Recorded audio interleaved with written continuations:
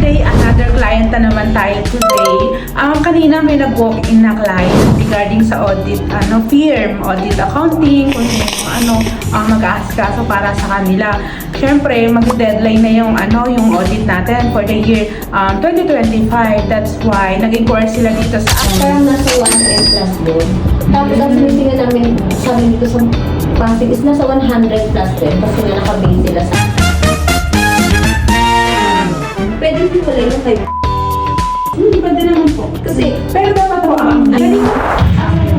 kasi kukunin din po ng audit team yung COR niyo po. Bali, meron pa yung direct telegram po. hulog, Sa telegram na lang po siguro.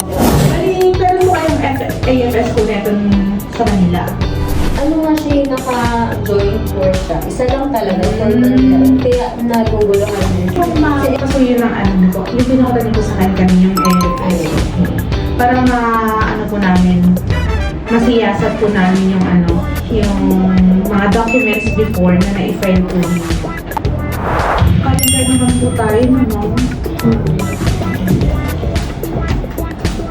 Kasi may mga client din po kami na fiscal, ganun, mga magpagawa ng AFS na ITR. May mga fiscal, kaya i-reassure po namin na kung ano po sila, kung calendar o kaya fiscal year po sila.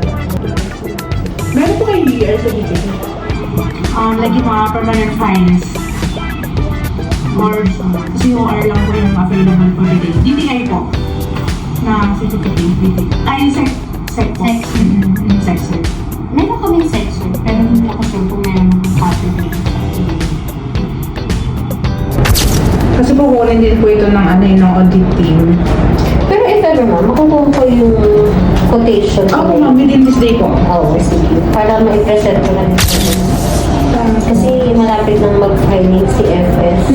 Sa April, before April 15, kailangan makapag-comply na po dahil ng AFS. Totoo. Kaya ay kailangan ko na yung quotation.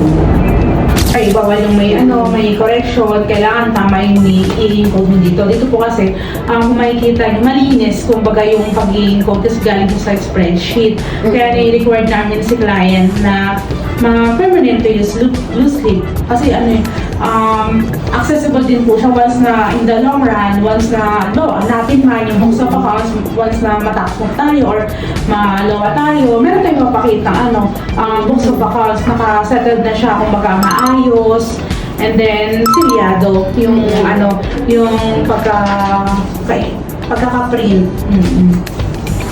Kaya pwede kami gumamit. Parang naka-ano sila, naka-system sila. Kasi may system naman kami, may accounting system naman kami. So kung pwede naman i-print lang, tapos i-ganyan lang. Kailangan po kasi ito na-register or na-register po yung application of loose leaf. And then, once na VAT po tayo, 6 din po. Kung 6 yung manual books of accounts, 6 din po itong yung book buying.